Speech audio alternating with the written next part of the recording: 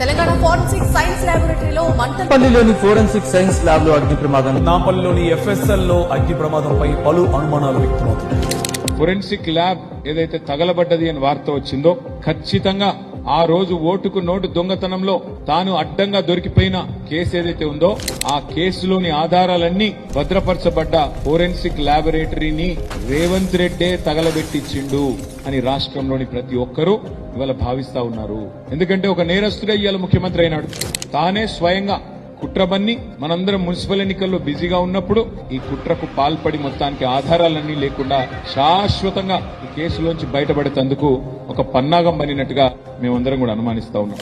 జరిగింది అగ్ని ప్రమాదం కానే కాదు, అనుకోకుండా జరిగింది అంతకంటే కాదు, ప్రకృతి వైపరీత్యం కాదు. ఏమైనా ఇట్లాంటి పని చేస్తే కూడా ఆలోచించి చేయాలి కదా. అగ్ని ప్రమాదాలు ఎప్పుడు జరుగుతాయండి రాష్ట్రాల్లో గాని దేశంలో గాని? ఎండాకాలంలో జరుగుతాయి. చలికాలంలో ఎక్కడైనా అగ్ని ప్రమాదాలు జరుగుతాయా? ఎవడన్నా మెడకాయ మీద తలకాయ ఉన్నోడు నమ్ముతాడా?